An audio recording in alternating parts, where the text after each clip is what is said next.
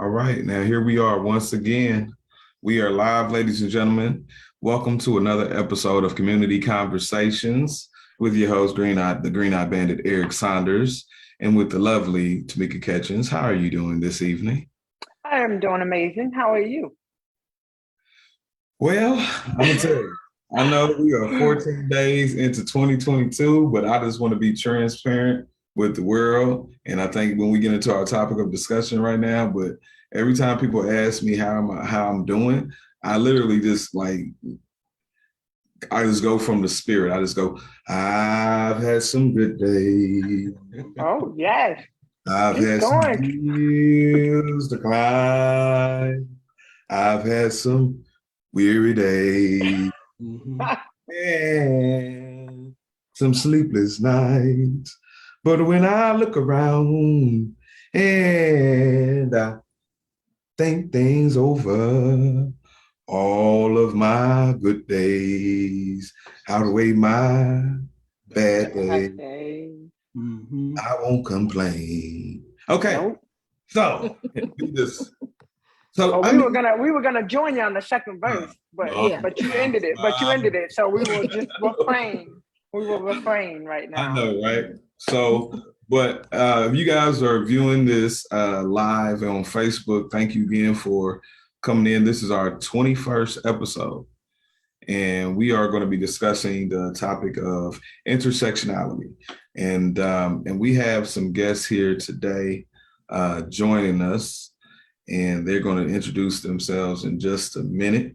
Tamika, what is your insight on the topic tonight? And then why don't you go ahead and pass the ball to them? Yeah, I'm excited. Intersectionality. Indy, can we chat about it? And first, I mean, we got to give props up to Veronica Watkins, who is, I mean, she's kind of like our producer, but without the title of producer. She's the one that kind of, puts the conversation together, gets our panelists, and we get to rock with it. So shout out to V. I know you're watching. Thank She you. makes it happen. Yes, she does. Thank God for Veronica, seriously. But I am excited, any opportunity to learn.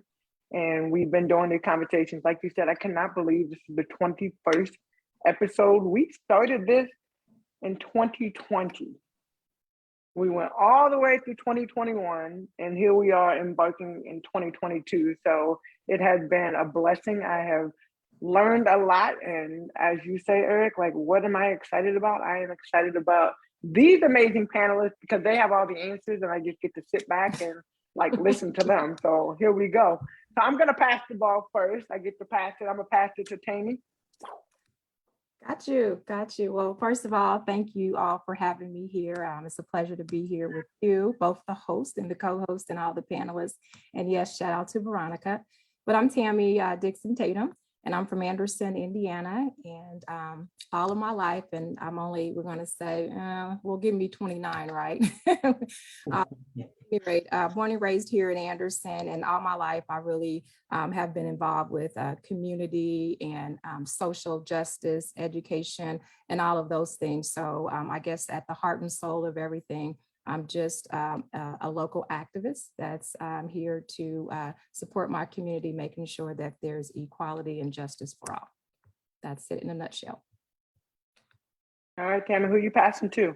I'm going to pass it to, let's see, Mr. Jesse. Here you go. Thank you. I appreciate it. My name is Jesse Reynolds, also born and raised in Anderson, Indiana. Although I was a Highland Scot, once a Scot, always a Scot. Went to Bradley University, once a Brave, always a Brave. So one of my biggest accomplishments here recently is I was selected as the executive director for the Leadership Academy of Madison County. First African-American, period. The first African-American male in that role. So certainly excited about the opportunity and looking forward to, the work ahead and building bridges moving forward. And so we'll pass the ball off to LaKoya. All right, thank you. So my name is LaKoya Gardner. I too am an A-Towner from Anderson, Indiana. So very glad to be here. First and foremost, thank you for the opportunity.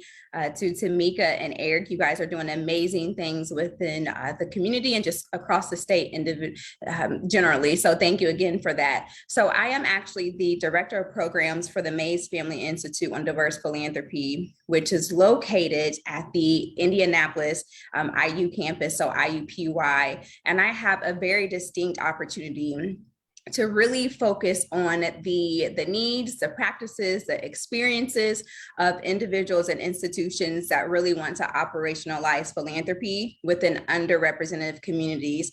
So we are really working to expand the understanding of donors of color. We are also wanting to build and develop a talent pipeline within the field of philanthropy because it is not very diverse at all. And we also want to share knowledge and opportunities really with organizations that really want to deepen their engagement surrounding DEI, which is diversity, equity, and inclusion. So with that being said, I am so excited to talk about our topic today and certainly look forward to hearing from our other panelists too. So at this point, I'm gonna pass the rock to our very next panelist, last but not least, and I will allow him to introduce himself. Thanks, LaKoya. So my name is Bumi, and I'm very happy to be here tonight as well. I'm the president and founder of Indie Black Millennials. It's a Black professional organization here in Indianapolis. Our goal is to connect Black professionals and pretty much, I know you say millennials, but it's pretty much anybody that could be part of that. We want to connect them to opportunities, board opportunities, jobs, and also to network with each other. I believe in the power of networking. I know that even in my personal career, networking has really helped me elevate my career. So that's one of our goals, just connecting our members to different opportunities in the city. I'm originally from Nigeria, so shout out to BY Green. And I've been in Indy for about, I think, 16 years now. And Indy is like my actual home now. So I'm very happy to be here. And thanks for having me here today. And I pass the ball to, I think, Eric or Tamika.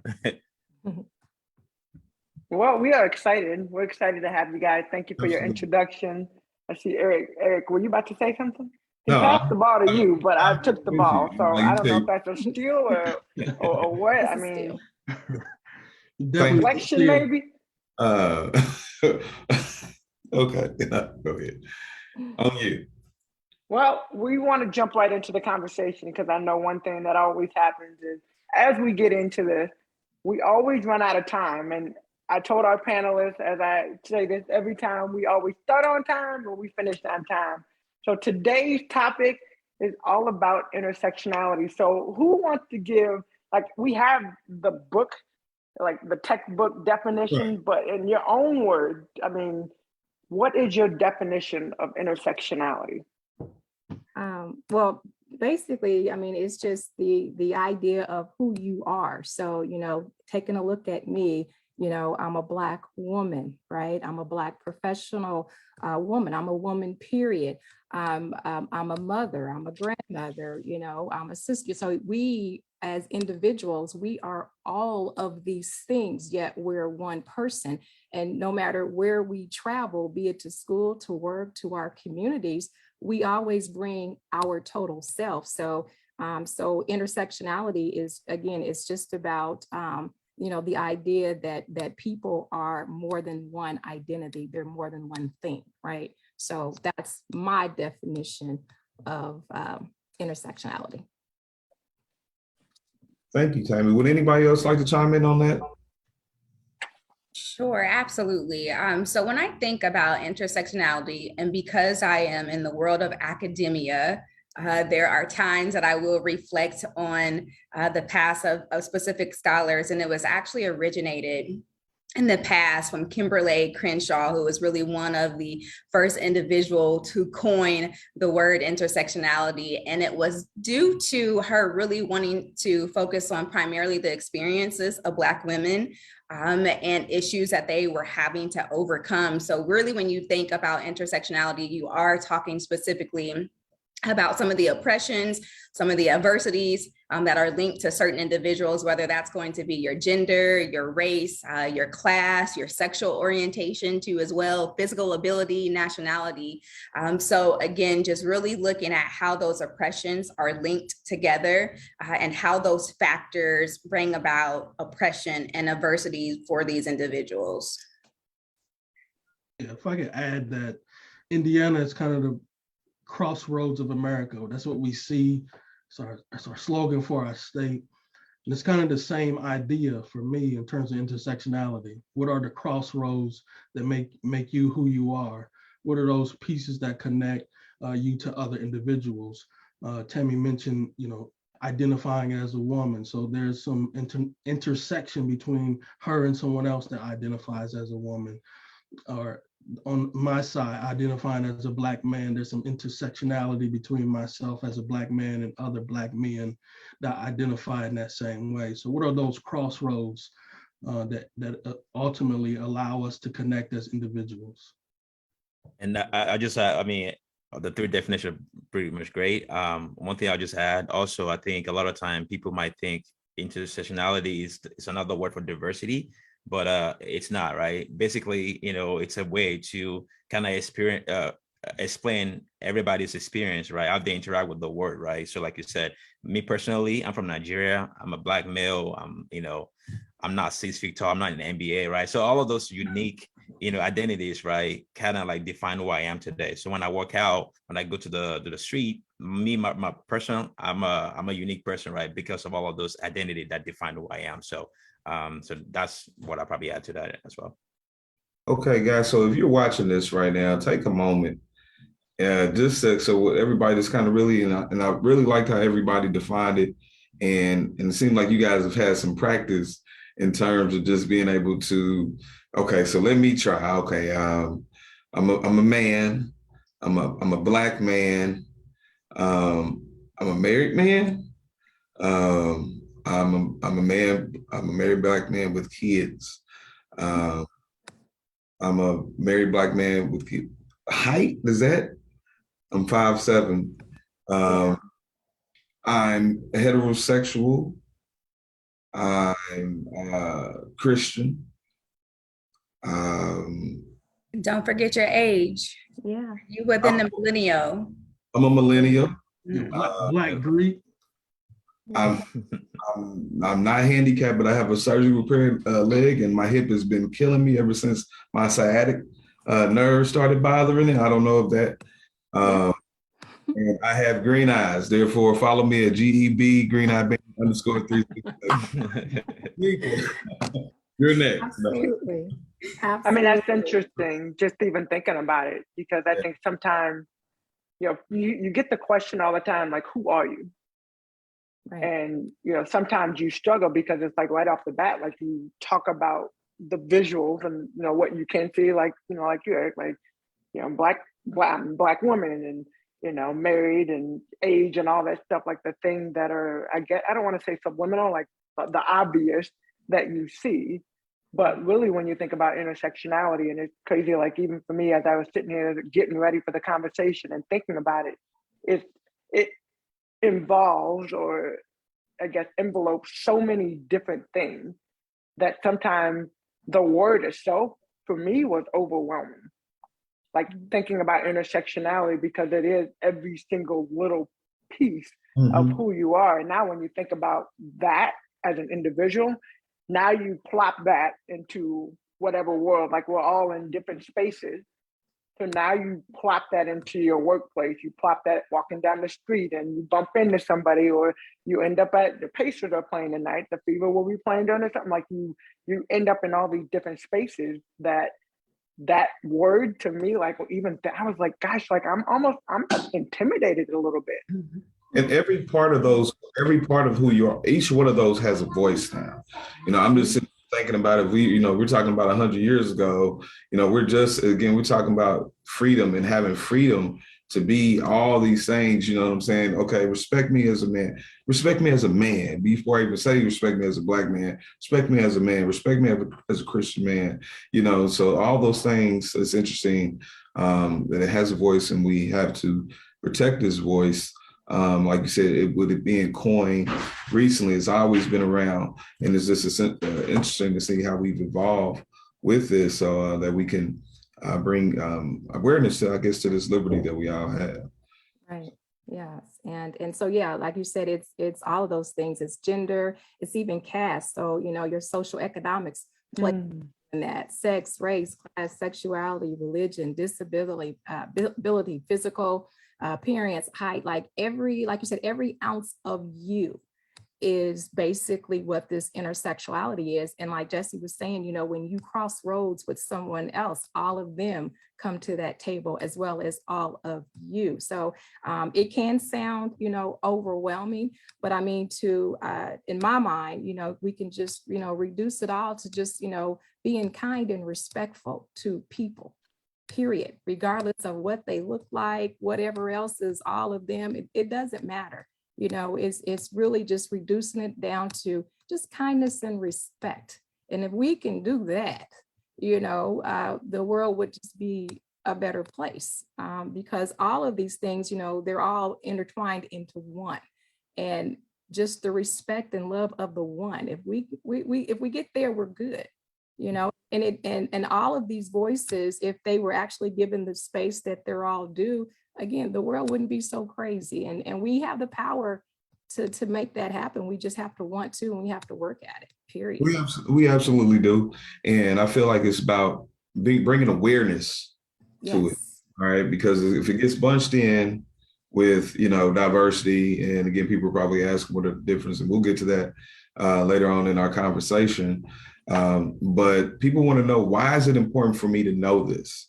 Why is, you know, what is the relevance about this? So to follow up, my question then would be, and maybe Jesse or Bummy, you can add to it, why is this important to the workplace? Because I guess if you hit somebody's pockets, you get to tap in those pockets, oh, then it's going to be relevant, then it's going to matter. So, but what do you guys feel in terms of why does this matter to the workplace? I'll say that I was intentional in wearing this shirt on purpose. It's multicolored, it's multifaceted. And so it kind of ties into that. So on one side it's pink, on one side it's blue, it has yellow, it has green. But all of those pieces, the threads and the fabrics work together to make this one shirt. And so the threads and the fabrics of your organization work together to drive whatever the mission of the organization. I'm a minister too, so I really could preach that, but I'll say that for another day.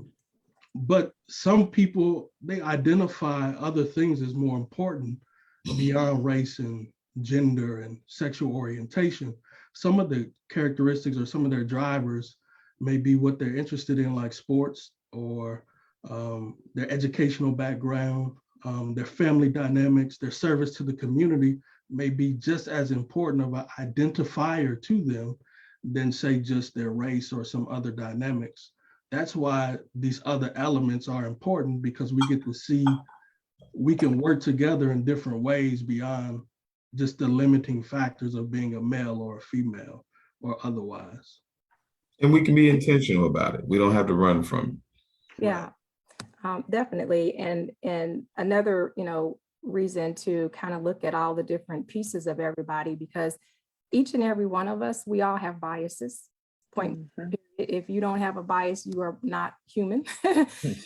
And so, but keeping in mind, bringing about, you know, awareness of all these people, being all these elements of people, and being aware of what our biases are is important, because the beliefs that we have, and particularly the hidden beliefs, that's the implicit bias part, the hidden beliefs that we think, feel, or believe about someone else, is ultimately how we treat them. So in a workplace, it's very, very important that we are aware of our own biases, and that we are aware of, you know, the whole person per se in front of us, because it matters, because it's going to matter how we treat them. So, you know, what it may look like in a workplace is, you know, like resumes, for instance. You know, there's people have ethnic names. Their resume does not make it very far out of HR. It gets to file 14 most of the time, which is, you know, considered the trash can, right? And people may or may not realize that they're doing that.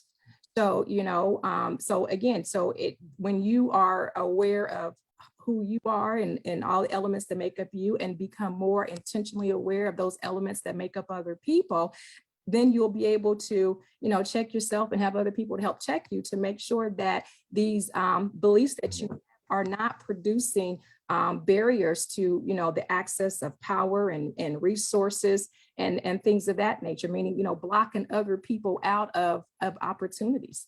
And so that's how it, that's why it's important, to know about these things, particularly in the workplace or really any other space.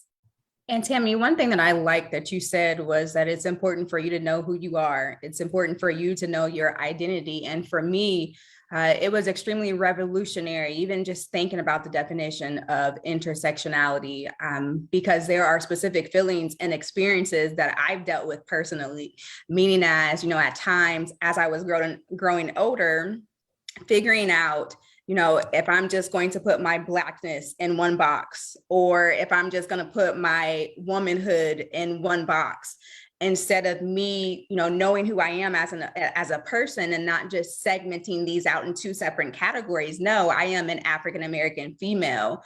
But as you take a look at the actual workplace, I think that it's very important to start with leaders, start with the higher rank. That way you can begin to open up and learn, not only about identities, but also systems of power and how they affect people who have intersecting identities. Because as a leader, you just cannot assume, that you've done everything that you can do. But if you have a very diverse, a very inclusive department equity, or even if you attempted to make a safe space, or what my colleague likes to call a brave space for individuals, to communicate hard issues, and don't say that, this is all that I've done within the workplace. No, this is an ongoing process.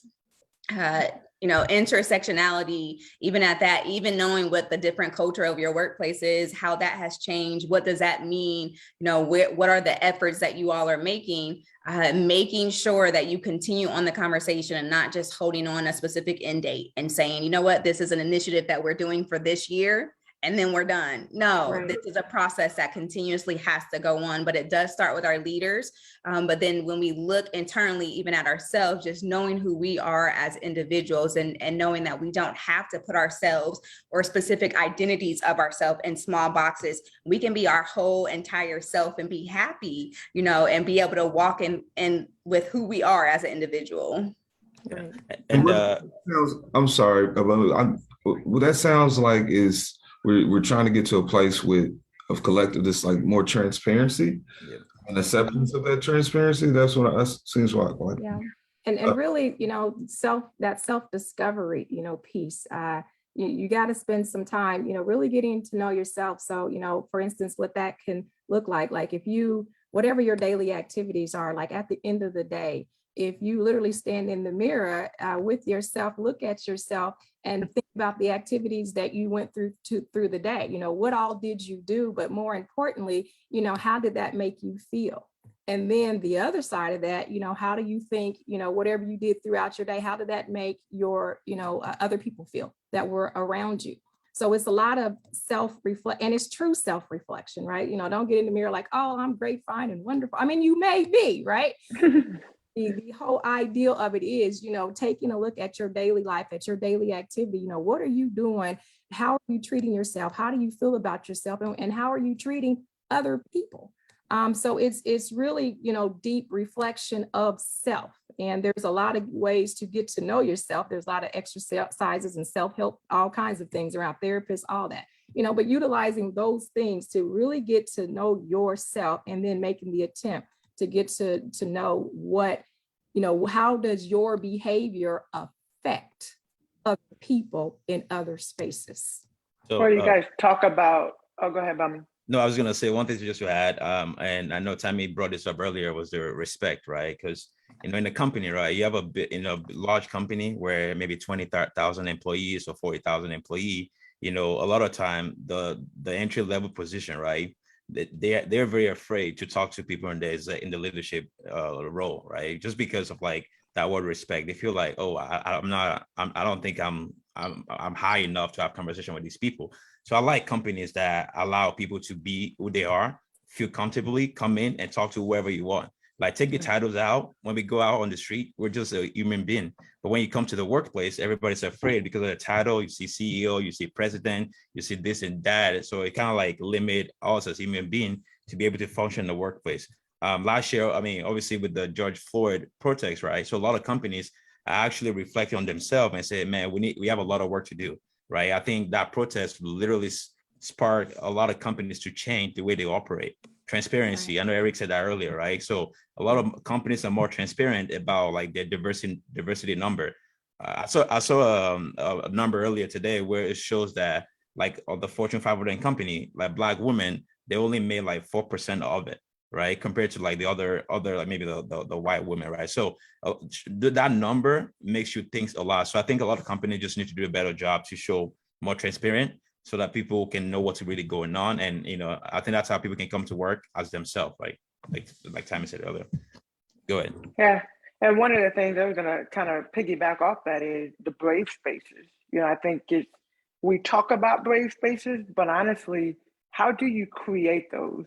LaKoya, you just said that, like, yeah, it sounds great to be able to have a brave space, but what does that look like? How do you create that? And, going back to the number, like if it is 4% and we're in a big corporation, how do you have, like, if you're part of that 4%, how do you even start having those type of conversations without it feeling like, oh my gosh, like I'm one of very few that are in the company and having that space. So every company, major company, they have a human resources department, right? Human resources by law are supposed to have certain mandatory, trainings every year. And if they're not having those trainings, would, basically a lot of times they're like sexual harassment training and, discrimination, other discrimination type of training. So along those realms of training, meaning that they're responsible for that. So, if an employee goes to the HR department and, they're expressing concern about how they're being treated or just the overall atmosphere of that particular organization, hopefully they have an HR department that really, really cares. And if they care, they will demonstrate how they care, which, they will start to, maybe put together some training, put together, perhaps some small groups to have those types of conversations. Since George Floyd, there's been a lot of, implicit bias training. And the training has to be, top down and bottom up. It has to be on both sides. Top up can't just take all the training. The bottom half can't just. It has to be both sides, and it has to be ongoing. And there has to be activities in between. So a lot of companies, and I do implicit bias training as well. And so a lot of companies, after I come in and do the implicit bias training, I speak with them on a regular basis to encourage them to continue the conversation. So a lot of them have put together like equity teams, and they are starting to have those brave conversations. They're starting to the easiest thing is a lot of them are doing these book clubs. So, they will, read books like Blind Spot together as an organization and, discuss it chapter by chapter, allowing that time and space for, everyone to come in and talk about what their experience is and has been. So, so that's really what, that brave space, looks like. And in that brave, safe space, and it is a brave, safe space, it's brave because hopefully if it's set up right and what that looks like is some parameters, you set up some ground rules, not a lot, but 3 or 4, rules that, when we are here, we're going to treat each other with dignity and respect. We're not going to cuss each other out. We're not going to yell. We're not going to throw things, but you are free to say exactly what is on your mind and how, so you don't have to try to be politically correct. You need to put it out there. And once it's put out there, then, you have an opportunity to deal with it. Right. And so that's a start and realizing that, we're not always going to agree with one another, but like they say, we can respectfully disagree, but you have to have that conversation and it's a safe place because what I tell people is, take away the lesson, but don't give away the name. So for instance, if I came to the table and said, I was a homeless person, but I went to, Tamika Catchings Foundation and they helped me out. Well, when you guys share the story, you don't have to say, oh, well, Tammy Tatum was homeless but you could say, hey, there was a young lady in that circle who said she was homeless and she went to, Tamika Catchings Foundation and they helped her out. So same thing, you share the information, but you leave out those details. And a lot of times, there are going to be some deep conversations, right? Because a lot of times we're talking about gender issues, race issues, money and all that. So that's what that brave, safe space looks like. And you really have to be committed to that conversation because your feelings might get hurt. And you got to keep that in mind. Your feelings may be hurt, but that's when you have to hang on to that conversation and work your way through it, right? Because defensive is very tough. Yeah, and I think that's great, but like even thinking about, and I just think just to different situations that have happened where there might be somebody, not like no names or anything, but not feeling comfortable enough. You look at HR and yeah, HR is part of it, but LaKoya, you were talking about the brave spaces. So like in your mind, how do you create that?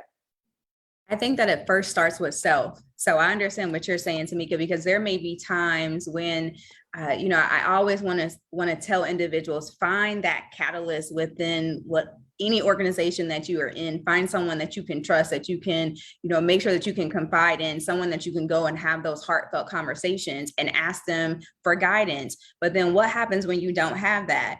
Then at that point, in my spiritual side, I always say this, it always comes out. But that's when you have to know who you are as an individual. Like you are a God created individual. He has your back. He's all the resources that you need. So if that's you asking him to give you the proper words to say or the actions to move forward in order for things to change, then that means that you as an individual have to be okay with speaking up. And I know at times within workplaces, people think, well, what do you do when you could possibly be a single parent and you need this job? Or even if you're not a single parent, who are dealing with issues, you have two, incomes within your household. But what do you do if, one income is left all because you stood up? At the end of the day, you have to do what you feel is right as an individual, and you have to be okay with that. But that goes right back to knowing who you are as an individual, knowing what your morals are, knowing what your values are, knowing who you are, knowing who your identity is, to the point where you are able to have a seat at the table. Because I always say, and I always think, if I'm not, sitting at the table, I'm not having these conversations, then I feel like I'm going to be on the menu. So I want to be able to sit there, pull up a seat and have these cordial conversations, but talk about how we can move forward with change and what other opportunities or what other strategies can we bring to the table in order for us to move forward and to progress. Right. But again, it has to start with self. One thing I wanted to add though, with I know Tammy said earlier about like training, right? Because I won't lie to you, like training is great, but sometimes people are just checking the box and just say, hey, I took that training, I'm all good, I'm all set. But one thing I think organizations need to do is tie those training and the results with their bonuses, right? So all the leaders at the end of the year, when you get your bonus, right? How many people from your organization reported that they've been treated unequally or stuff like that, tied that to their bonus because they'll take it more serious, because people are taking training, leaders might take training, watch the videos, go to the class, they might even pay attention, right? And they check the box and they keep it moving, right? So trainings are good, but they have to be something that is tied to that training and make sure the words you put into action, not just like, oh, listen to this training only, but tied to an action after the training. So that's the only thing I would say for organization, just not training it's not good enough, but I need something like maybe tied it to the bonuses because people like to get that extra money, right? So you're gonna get your bonus if you make sure you treat your people right? Take care of your employees, and then you can get your bonuses. Right. And that's why I said with my, along with my training, I, can't make them, but I do encourage them to have like those book clubs and that ongoing conversation piece, because you're absolutely right. And I say that in my trainings, training alone won't fix this.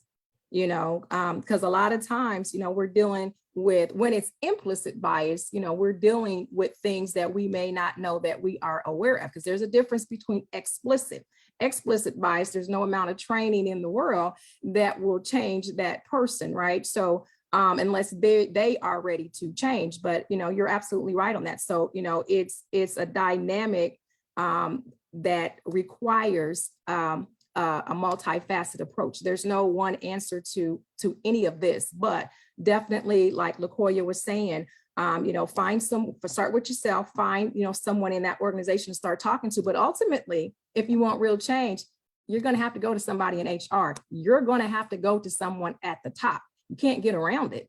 And with that being said, you always have to keep in mind that there's a risk, right? There's going to be a risk.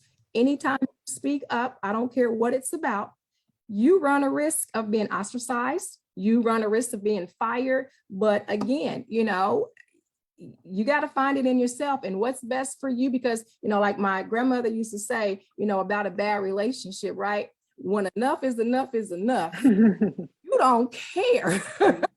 You out of there. Same thing with that work environment. When enough is enough is enough, you gonna speak up, and you might already have your bags packed and ready to go out the door, but your voice be heard. And that's important. And you have to make your voice heard. And obviously you want to do it in the right ways to bring about positive change in action, but you got to find it in yourself.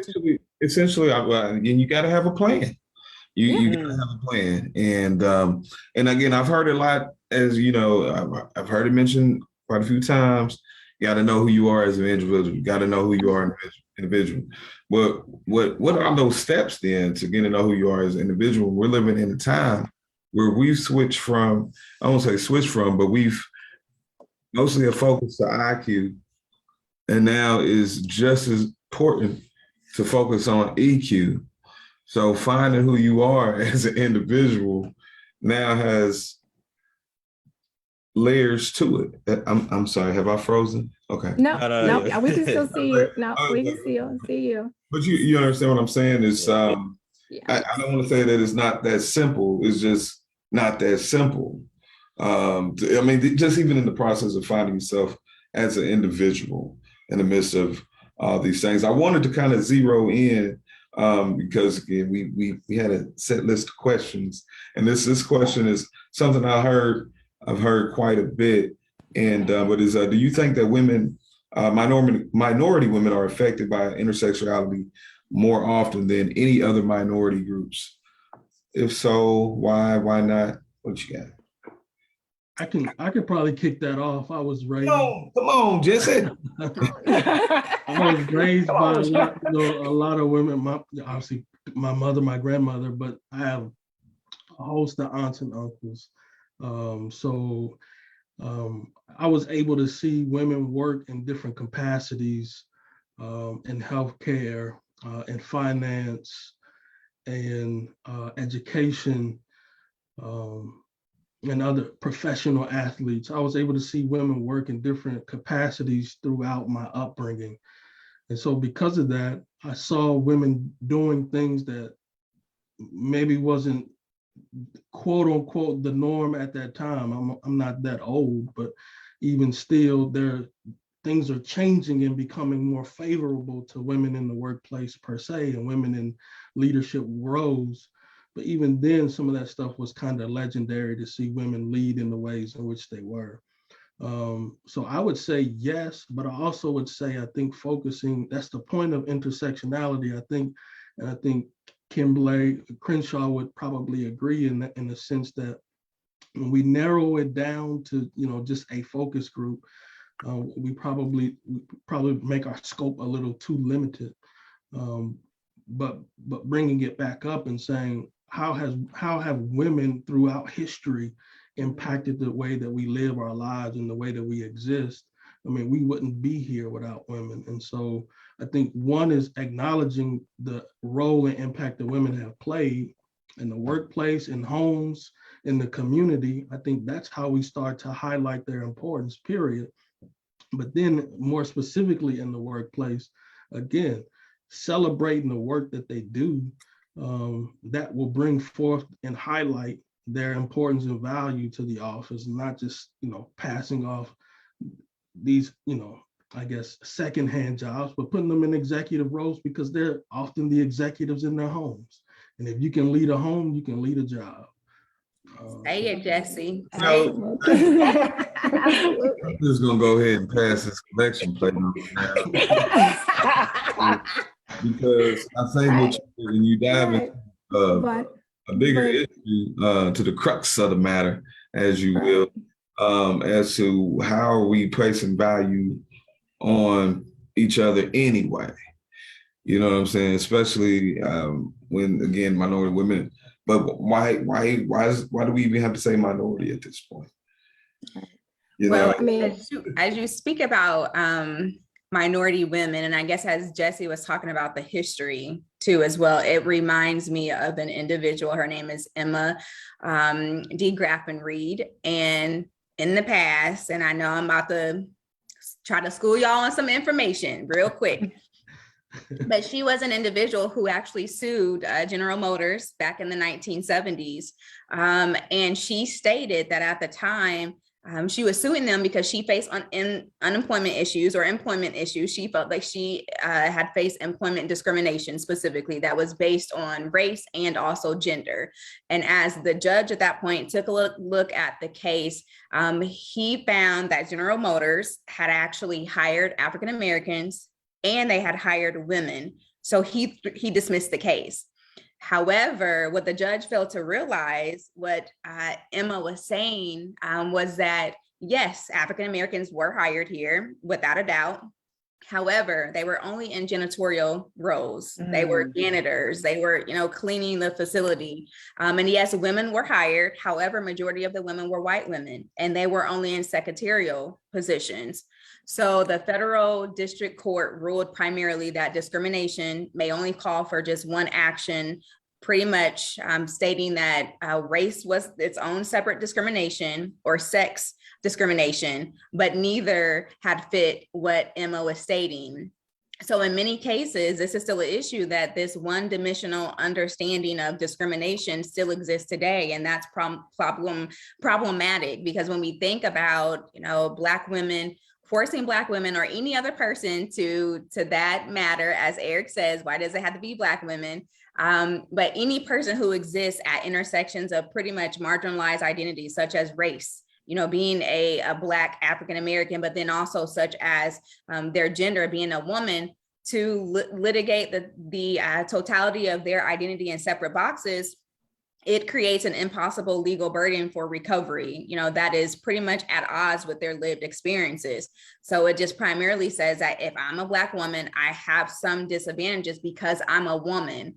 And then I have some disadvantages because I'm Black. But also if I have, some disadvantages specifically because I am a Black woman. So you see, I'm getting it at all three angles, if that makes sense. So which, in my opinion, at times, neither Black men nor white women have to deal with within the workplace at times.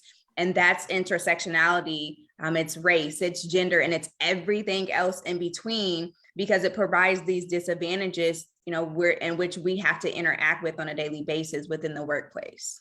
right, absolutely. And then, research will show you that when it comes to the C-suite, 21% of those women are white, 4% are people of color, if you will, and only 1% are Black women. So are they affected? Absolutely. More so than any other minority group, it appears. Absolutely. We're less likely to, access training, mentorships, sponsorships, advancement opportunities, you name it. Black women, have that struggle. And as a matter of fact, I had a women's conference in Anderson, Indiana at the flagship. LaKoya wasn't able to make it this time, but she'll be there next time.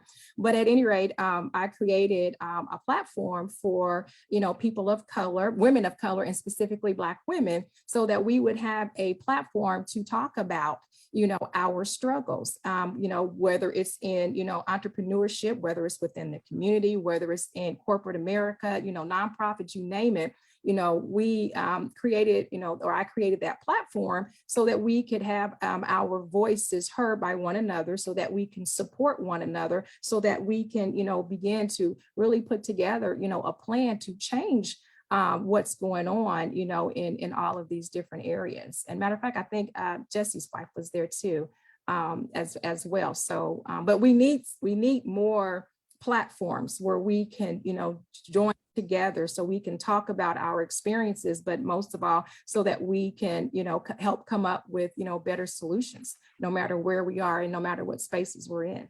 Absolutely. Guys, we're about halfway through our segment. If you're just joining us, thank you for tuning in as we are discussing the topic of intersectionality.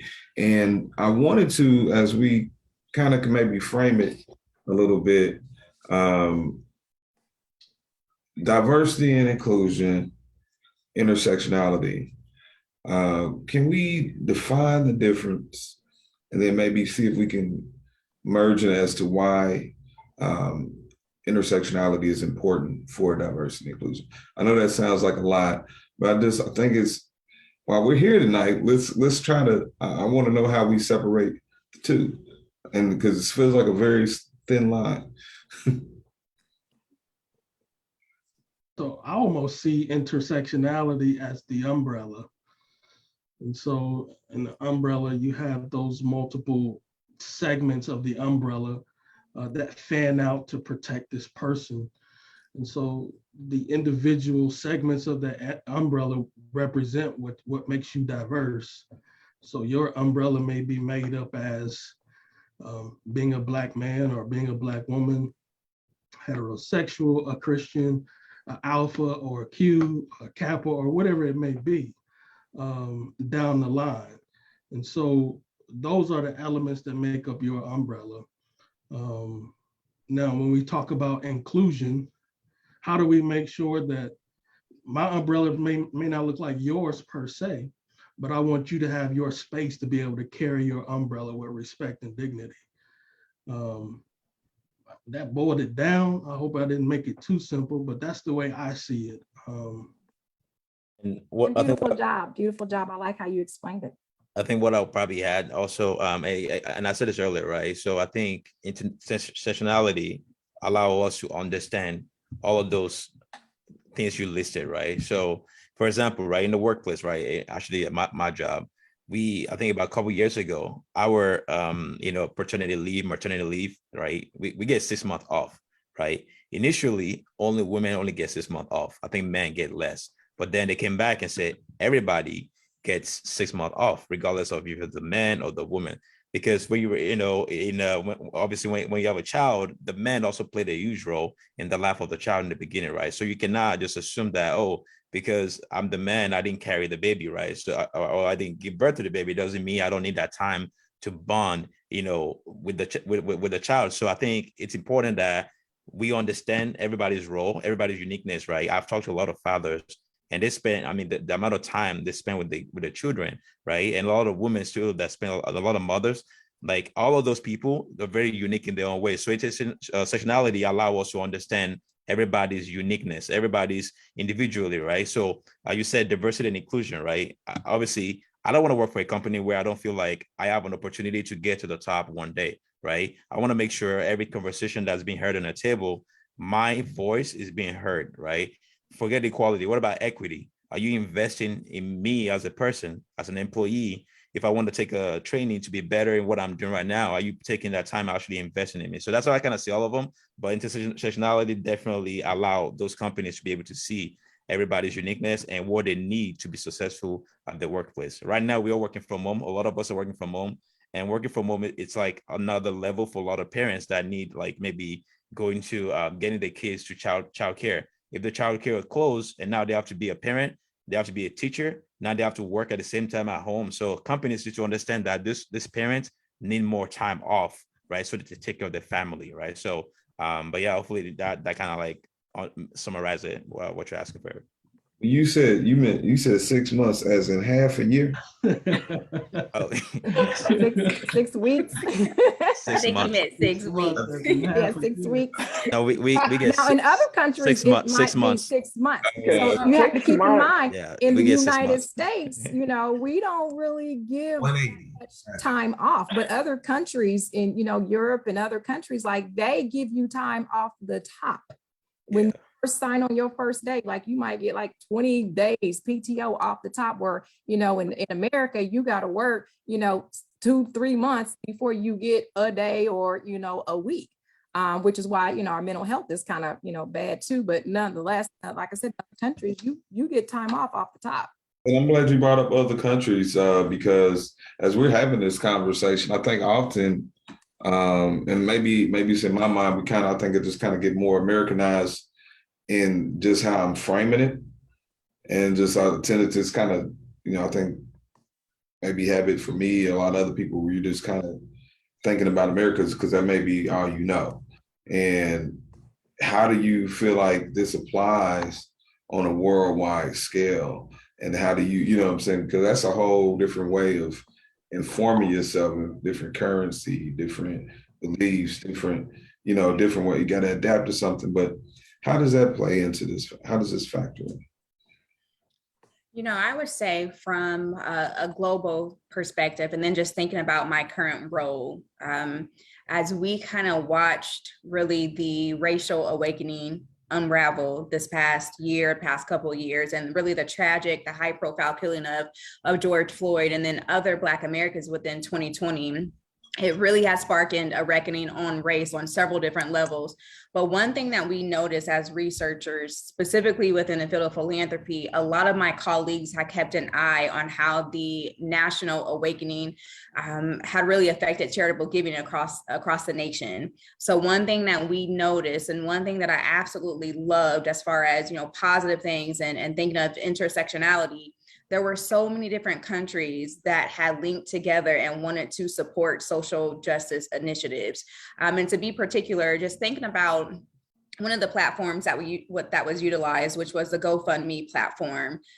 During that time frame, the GoFundMe memorial for George Floyd it had garnered the highest donations within the history of GoFundMe. And during that time frame, I want to say from May of 2020 to September of 2020, it had raised over about $14 million. And this had come from over 500,000 donors who had given to this specific cause. More importantly, it was from 140 different countries worldwide. So that lets you know that there were so many different individuals who really wanted to help. And that's one thing about intersectionality, that there are individuals that will see a need, that they understand that there are different needs for different individuals, that everybody experiences different oppressions or different hardships. But the fact that individuals will literally come together for one specific cause and will put their specific needs aside to help someone else was extremely encouraging. It was very, very rewarding to even see that impact that it had across the world globally. So that's just one way when we think about intersectionality, especially when we're thinking globally, that there's so many individuals out there that truly want to help. Right. And, and the whole idea of this, intersectionality, obviously there's so many elements that make up this one person, right? So just as much as we are different, we're also connected by some of those identities. And so that's, in essence, what, LaKoya is saying, people can sympathize with one another because out of all the different things you are, we still have a lot of things in common, and we with that commonality. And so that's why it's, a good idea to get to know your neighbor, because once you get to know a person, aside from all of your differences, you begin to see how you are common, how are you alike. And that's the beautiful part about really connecting with people. You become one because you're connected, be it sports, be it religion, be it whatever, we can come together in our differences. Yeah, and I'd say we don't exist in a vacuum. And so none of us are one dimensional. And that's really what it all boils down to. and we can relate to each other based on our experience. We can relate to each other and learn from each other through network and support. And so internationally, while they may not have the exact same experience as we do, as Tammy said, as LaKoya said, and I'm sure Boomy would kind of echo the same, that we all have unique challenges, we all have unique experiences, and just by human nature, you can understand and develop your empathy, that big word, to support other people. Right, definitely. Eric, you're on mute. Yeah, I see your lips moving. I was gone too. Let's see, I'm gonna throw it right back to you, man, because you know, how do you speak to then the willingness of people wanting to change? It's a morality factor, and I say this, especially in the time of social media, the dangers that is having on people, the enabling that is having on people, the enabling that is having on this younger generation.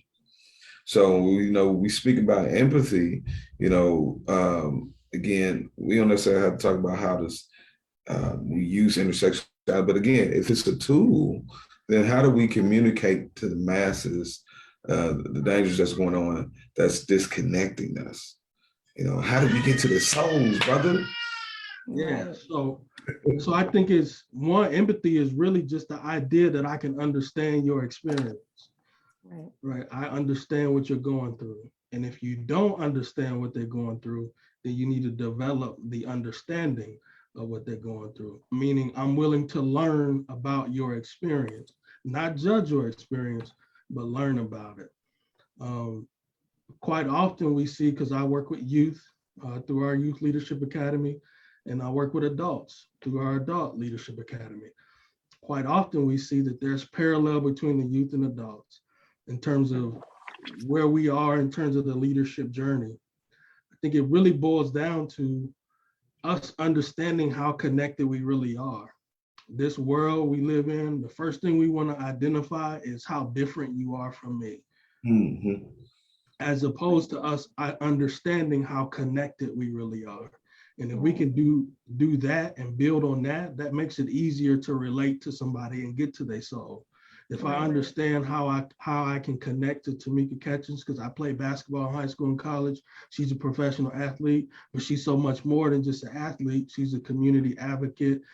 She's a social warrior. She does all of these other efforts to lead people. We can connect on things beyond that. And the same for Tammy, the same for LaKoya, the same for Boomy and you, Eric. So I think it's understanding what the foundation is for us to connect, understanding somebody's lived experience and being willing to learn from it, not just saying, oh, I know what you're going through, but how is that going to make me better?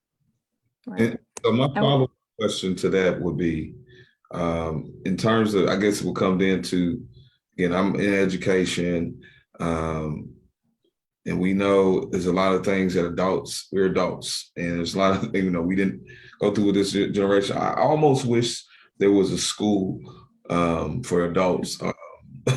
This not mean to the public school. I'm serious.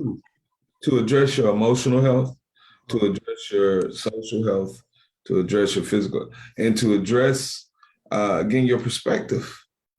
You know what I'm saying? You got because I guess so. Where's that common place where people can be retaught to how to what we're adapting to? So I guess in terms of education, how is it important for leaders in education to understand intersectionality?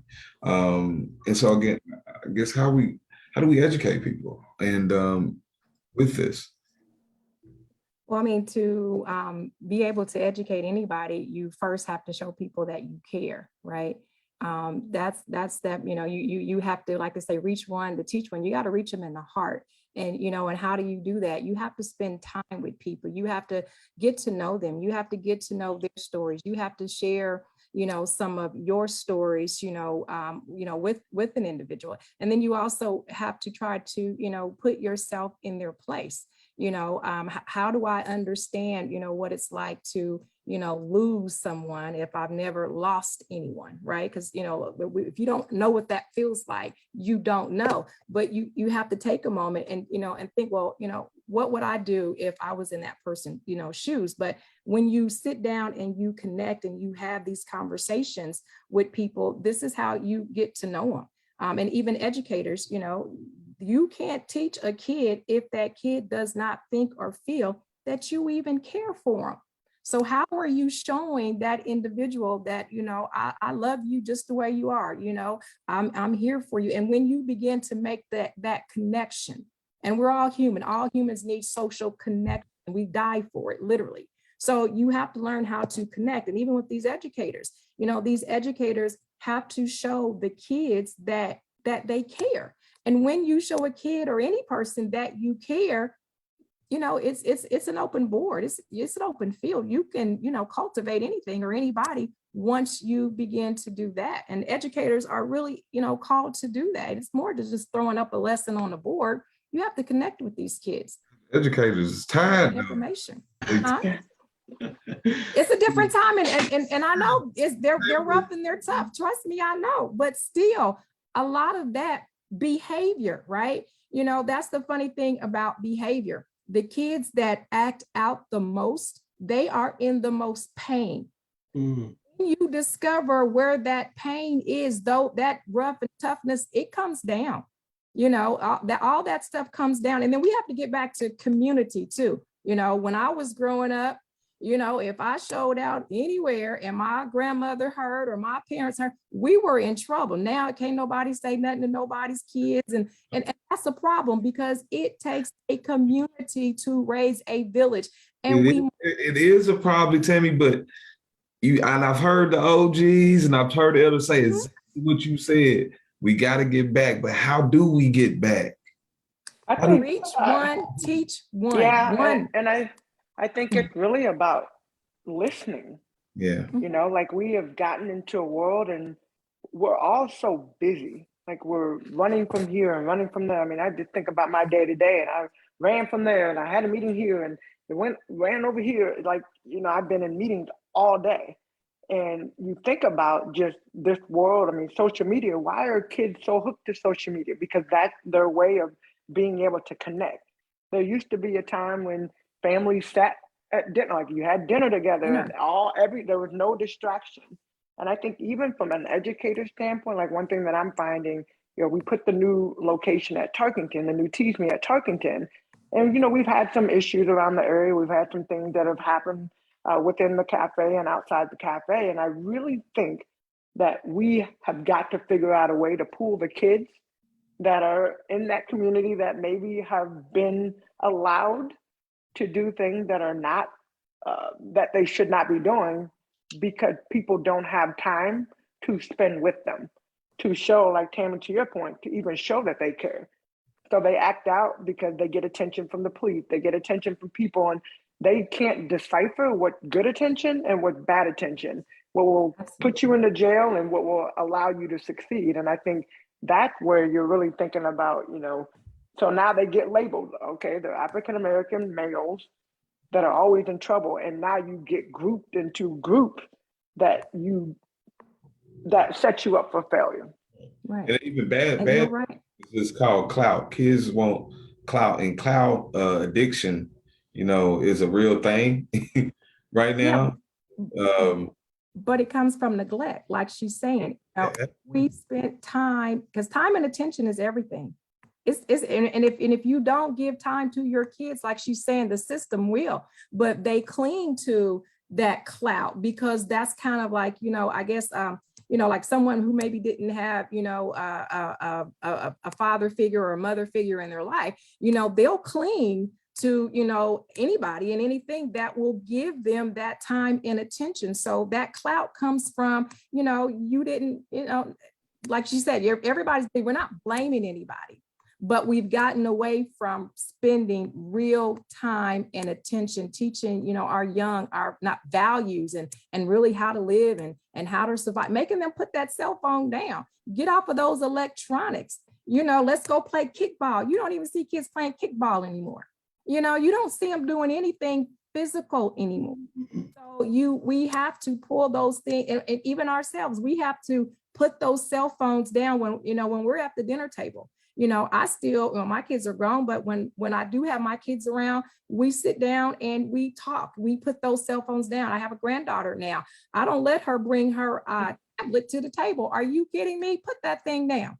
And so we have to get back to spending time and developing real relationships, not only with our kids, but those kids in the community that, their parents have to work 2 or 3 jobs. I've got probably about 15 community kids, and I love each and every one of them. But we have to spend time in relationships. That's how we build community. That's how we address behaviors. And even on Facebook, so on Facebook, we have one of the, Julie said it's tough to teach the right ways to kids who have households that do the opposite. If I could throw in just quickly, my dream car is a 67 Stingray. So just if anybody out there, I say that on purpose though. My dream car is a 67 Corvette Stingray. That's not my daily driver. It would never be my daily driver. What am I saying? Even though that's an old-fashioned car, it's an American muscle car, it's my dream car. We've got to come to the kids and meet them where they at. So if the kid is at a place where technology is driving their space and their world, we've got to figure out how we can intersect with them in that space. Now, are there boundaries? Are there barriers? Are there rules? Absolutely. Right. My wife's a board certified behavior analysis. So there's elements to behavior training and behavior modification that they don't care. They may not care about that 67 Corvette, but they may care about the 2022 Corvette. And so where do we find that balance between what the history was and what is current day? And bridging the gap between there. So we need some more people to bridge the gap, to be honest, and that's us as leaders. I'm gonna drop a plug real quick. So I'm a big brother, big sister, and they're doing an amazing work, to bring kids and connect them to mentors. So majority of the kids are Black kids, but majority of the mentors are not Black men or women, right? So this is one of the ways we can reach out to these kids, right? Like the first time I got him, he was 8 years old. And I'm like, man, this is a lot of work because I have no kids. I'm like, I can't deal with somebody else's kids. It was very hard in the beginning, but over the years, now he's about 13 years old now. Over the years, we built a real relationship. Now I'm a trusted, adult in his life. Things he would tell me, he probably would not tell his parent, right? So that's why we need to step up as a community. That's one of the ways we can do that. And Jesse, 100% agree with you. Technology, it's here. It's not going anywhere. Without technology, we would not be talking right now. A lot of these kids, they know how to use them better than most adults, right? So we need to figure out how to work with them, right? Like my youngest sister, she knows a lot of. I'm like, man, I work in tech company, but probably know more than I do, right? So I need to find ways to meet her in the middle, like you said, Jesse. Like I cannot say, oh, get off social media. I'm like, okay, you're on social media. What are you learning on social media? How can you learn something different? I learned a lot of stuff on social media myself, so I'm not going to tell her not to go on social media because it's bad for you, right? So you have to figure out a way to communicate with them and also listen to them. Adults, we like to tell younger people what to do, but we don't listen and actually find out what they need, right? And then we could give the right advice. So So shout out to big brother, big sister, and yeah, go ahead, Tim. No, so don't misconstrue what I was saying. What I'm saying is, and I'm with you, technology is great, but everything has a balance. And my thing is this: we are human beings. We have to have real social interaction. Technology is not going to replace the real social interaction that we need. So when I tell my granddaughter to put that tablet down at dinner time or at breakfast, I'm not saying don't you ever get on it, but what I am saying is we need to, as human beings, have a one-on-one connection so that we can bond, so that, we can learn to, better understand each other. So these kids, I'm not saying take it away, but what I am saying is everything is not virtual. And if virtual solved all the problems, you wouldn't have had these people talking about they were depressed during the pandemic because they didn't have social interaction. Now they had Zoom, but they lacked human touch. We need human touch. And that's the point that I was trying to make. We have to have a balance of both. And you can't teach people how to care for people over the internet. You got to get in there and develop a real relationship with them. That's what I'm trying to say. Yeah, and I'm sorry. I'm sorry, go ahead, Bumi. No, I was just gonna say, Tammy, yeah, I wasn't saying anything about what you're saying about technology. I was just giving an example, just meeting them halfway, what they're doing. So technology is great, but you gotta have a pause. Even as an adult, we gotta stay away from technology sometimes. So, but go ahead, Takoya. Absolutely. And I agree. And I completely understand Bumi and Jesse, what you two are saying. And I think that it also relates back to what Tammy is saying, is that there has to be a balance. But with that balance, I am also a huge advocate regarding when it comes to youth, we do have to meet them where they're at, because at times we may not even be able to actually reach them if we cannot, meet them where they are at. So with that being said, once we do that, and although Jesse was talking about his dream car, this, that, and the other, and if they're not interested in that, then no, they're not going to be relatable to Jesse. So you do have to get to the point where you're able to find a commonality, whether that's something that maybe you don't agree with how you were raised. And I'll just give you a quick example. With my children, I allow them, we sit and have conversations. If I tell them, no, you can't do this, they want to plead their case, and not necessarily talking back, as my parents would probably say, no means no, and this is what it is. Well, whereas for me and my parenting style, I want to know why you want to do X, Y, and Z. Why do you feel the way you feel?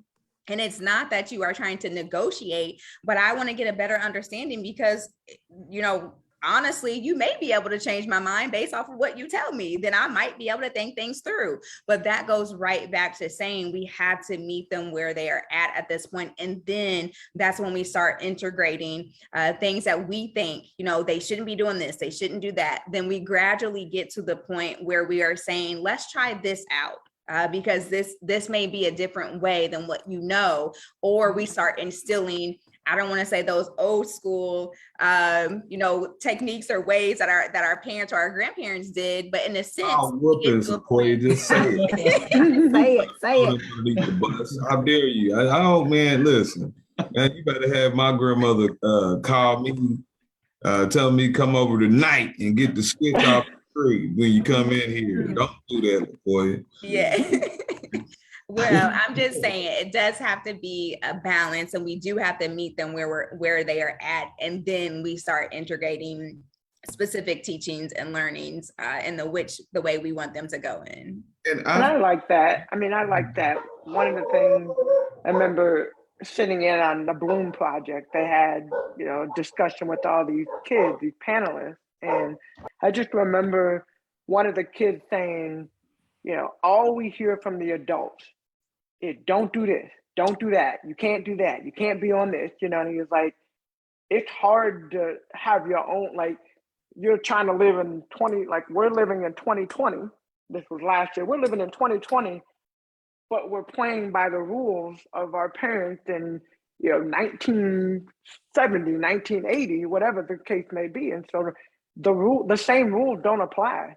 Yep. Even for us, like thinking about, my first couple of years of being a professional basketball player, we didn't have social media. So it's like all the stuff that's going on now, I can't even imagine what it would be like if social media would have been around in 2001 when I first started playing. But I'm learning to adjust because that's what our players are on. We drafted a young lady last year that was born the year I graduated from college. And I'm like, okay, what are the things that interest her? So I say all that just to say, like, it is a different generation. I agree with all of you guys. And LaKoya, I like, just even pleading your case. Like, instead of saying, no, you can't, like, let me hear you. Like, why? Why do you think that's a good idea? Now we can have a educated conversation, and this is why you think, but let me tell you how I see it from an adult standpoint. And I think that's important instead of just being like, no. Right. And it is important. And her parenting style is wonderful because it gives them a voice. And that's a voice that they've learned inside the home. And that's a voice that they will take inside the schools, they'll take inside the community, and they'll take it in the workplace. They will know how to speak up, for themselves and do so in a diplomatic, respectful way. Absolutely. We have a generation, this generation has been born into the internet. And so they don't have anything else. They don't have anything else but us to compare it to. And so now we're having to come face to face with, again, like you said, Corey, the upbringing that we had with a generation who's been born into a world that has quadrupled and beyond in just in the last 20 years. And so it's just a whole different headspace. And so again, that's important because again, I'm on a middle school level and these kids really don't have a firm, I don't think context really in and out of the school of racism. They are seeing, sexuality is just really at a hyper level. But where's the filter? Where's the, to the skill building to learn how to assess all these things that's been thrown at them so fast and that they have access to at the tip of the thumb. And they, like you said, and they know how to work it and they know how to get to it. There are a lot of dangers that come with it. I wanted to give a little plug to a film that I've been showing scholars. It's called Childhood 2.0, and it's on YouTube. Childhood 2.0, and I thought it was did a really great job of speaking about the dangers of social media and how it impacts our kids who are just trying to process a lot. And so I know we're about 15 minutes out. So and Eric, can I say one thing to what you just said? Now add what you just said, and also include now they've been secluded for about a little over a year and a half. Yeah, absolutely. 2 years. Absolutely. You have been at home. COVID kids are in and out of school. You went a year without being at school because you had to do at-home learning. Now you try to implement yourself back into some type of normalcy. Oh, but wait a minute, COVID's coming back, so we need you guys to go back home. So there's so much inconsistency right now that I think for kids, like adults, you learn how to handle it. Kids are having to live it, learn it, which is totally different than how we were taught, growing up. It was simple. You knew when you was going to school, you knew it. And again, this like our whole social infrastructure is, again, there's everything you have to be informed. Bottom line, again, if you're watching, again, we have about 21 viewers and they've been chiming in with us and hanging with us all night. But I think everybody would agree you have to you have to get on this quick learning curve. And to be able to apply it all in real time. I think a lot of our conversations have talked about, how things are systemically intertwined. And I think we even spoke about that even tonight, and that we're still starting to see a lot of how much is rooted in the decisions that have been made by incompetent people, uninformed people, people who are on one track mind. And here are trying to essentially work our way out of that one track mind because we're really at a point where we're saying, no, wrong is wrong, wrong was wrong, wrong still is wrong. And we can't keep doing wrong, expecting for everything to go right. Amen, Jesse. All right. You ain't the only one preaching tonight. I'm taking notes too, bro. Yeah. I'm taking notes too. I always say this, and my greatest teachers outside of the Holy Spirit have been my 8-year-old and my 4-year-old. They taught me how to be a man, how to be a father, how to be a better person. But they've also allowed me to see and excel as a husband too. All of that leads into my leadership style. So when we're teaching kids and we're imploring them to do X, Y, and Z, and I know the scripture tells us to train up a child, but that child is probably also training you. So keep that ear open And like Tamika said earlier, be listening, even to your 8-year-old, because they're exposed to things that you don't even know in terms of the way education is moving today, technology is moving today. They may expose you to different things, and you're better able to do the work that you do because a 4-year-old said it. So just being attentive to that. Yes, kids are great teachers. They will teach you a lot. That's for sure. And I was saying, and it's funny because even with my granddaughter, she has her own, iPad and all that, and she'll take my iPhone, and I'll tell you, there's some stuff that I don't know nothing about. She'll pick up my phone and get whipping her fingers around. I'll be like, oh, that's how you do that. Okay.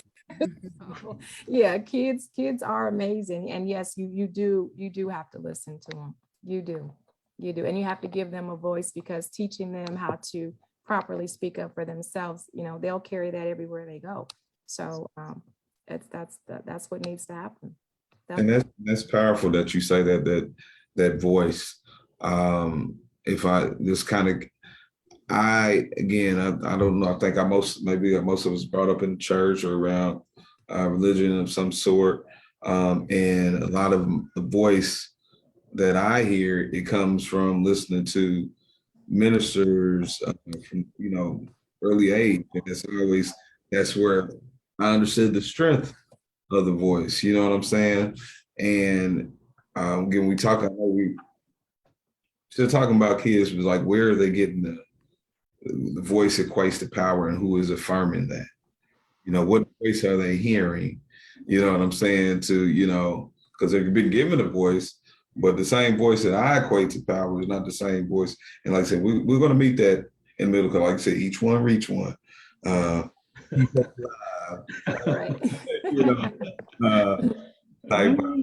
We're about 10 minutes, but Tamika. Yeah, I was going to say we're about 10 minutes away. So just want to make sure that we kind of do a quick round, last minute thought just about the conversation about intersectionality, what resonated. And then I'm always kind of like the action person. So like, where do we go from here as far as the action step? So I think what resonated with me, and actually it's what Bumi and Jesse was saying, how Jesse talked about intersectionality, being that umbrella, and then all the different, pieces to that. And then Bumi kind of added the part where, intersectionality is actually understanding. So yeah, you've got all of these different parts, but then diversity is about understanding those parts. And then obviously the inclusion, as both of them were speaking to, is about, being, respectful and acknowledging, recognizing, those different parts, and giving everybody, a space and a voice, if you will, at the table. So, and then LaKoya was the one who really brought forward, what that voice looks like, particularly in her household with her kids. So, those are some of the things that resonate with me. And, I just thank you all for allowing me to join all of you on this panel. So thank you, all of the panelists, and thank you, Tamika and Eric, for having me here. Kevin. Absolutely. And one thing that I would add, something that really sat with me, is that we really need to make sure that we are looking through the intersectionality lens. We need to have that on. We need to have not only an understanding of ourselves and who we are as far as our identity goes, but then we also need to have that knowledge and think about other individuals and possibly what their personal experiences have been, and how can we relate, or at least engage really within this intersectional practice lens on a day-to-day basis. And then third but not least, I think it is us really being able to advocate for others at the end of the day, being able to change policies, being able to change systems, being able to not be afraid to stand up for others as well, and doing what's right. Even if it's something that's not going to impact us, we still need to keep in mind that not only are we living for ourselves, but we are here to serve others as well. And so by serving others, that's me looking out, and I'm thinking of, I don't want to reference New Jack City, but I know when I say this, am I my brother's keeper? Yes, I am. Yes, I am. Absolutely. So always making sure, that we have enough ignition in us to really be able to help other individuals, and not just being thoughtful of ourselves or considerate of ourselves. Let's keep other people at the forefront as well. And what I'll say, obviously, I said this word so many times tonight. I got from Tammy, the word respect, right? Treat others the way you want to be treated, or the way they want to be treated too, right? Because a lot of time, maybe you like to be treated like whatever, bad. Okay, that doesn't mean you need to treat other people bad, but understand people, learn from them. What do they need, right? Advocate for people that cannot speak for themselves, right? Just because you work at the same company, you're in the same job, doesn't mean that that position is great for your coworker, right? So you might be having an amazing time doing the same work, but the other person might be struggling, maybe with the career path or just the day-to-day work, right? Just listening, right? A lot of time we talk more than we listen, and I think it's supposed to be what, 20-80 or 30-70 the percent. But a lot of us, we talk a lot, which is great though. It's good to talk, but at the end of the day, you learn a lot just by listening, right? So we all unique in our own way. Like I said, I'm from Nigeria, and I meet a lot of people that are not from my country, but I like to learn about their country. And you'll find out we have a lot of similarity, right? Nigerian weddings, for example, it's big, but if you go to other countries like India weddings, it's big too. It's big everywhere. So so again, when you talk to people about their culture, you get to learn a lot from them. So that's all. I think that's what resonated with me. Again, shout out to everybody that was on the call today. I learned a lot from you guys, and I'm very happy to be part of this conversation. And thanks for the host as well for putting this together. Thank you. And I appreciate the invite, and you all welcome me on the panel. One thing LaKoya mentioned is the safe or brave space. I think that's important, even in considering what intersectionality looks like, recognizing our differences, but being brave enough to support somebody through their journey. And even if you're not getting this necessary support in your journey, that doesn't mean you turn afraid or turn away from somebody else's. Ultimately, we're called to be the salt and the light of the earth. But beyond that, I'm excited about what opportunities we have through the awareness, just being more aware of how we connect, and we are the crossroads to each other. Often our journeys are more connected than we know. And so that's kind of where I am and what I'm taking away today. Can I say one more thing? And this is for, I guess, Eric, since, you were brought up in the church as well. I know that you guys are on your 21st show.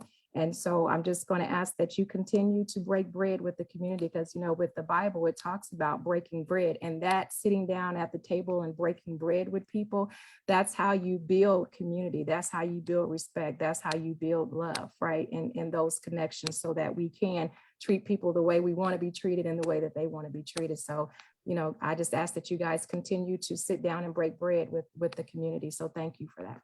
Yeah, Absolutely. Thank you. No amens, Eric. Yeah, amen. Thank you. Hallelujah. put the ball back in his court. And sometimes you gotta be quiet, let the Holy Spirit move. Be quiet. All right. No, but this was a really great conversation, and I think it can be the first minute, because it is so intertwined in so much, and that I think we all are on the same level in terms of just trying to process it for ourselves, and then process it so that we're handing off something for the next generation to help navigate it, and that they don't forget the things that initially that we needed to survive. And I think that's ultimately what I would want the kids to know, and people to know, that we're just out here trying to survive. And you would think that, again, COVID would put us all on the same page. But then you look on the news thread, and it seems like things are getting worse. Again, this is what we have to navigate through a very much so an uphill climb. I'll do my part. I'll do my best. And I just been telling myself, like, just count it all joy, count it all joy, count it all joy. Yes, sir. Amen to that. Yes. Trials of any kind. One thing I thought about is, and I know we only have a couple minutes left. One thing I thought about was, remember when we were younger and we would just sit at our grandparents' feet, Yes. and just listen to the Yes. stories. Yes. I think the challenge and one of the things that I'm thinking of, like moving forward, action item, because our lives are so busy and this is what our new world had kind of put us in. We've been at home, work, work, work, work, work. Now we're out of home and, you know, it's like you work, work, work, work.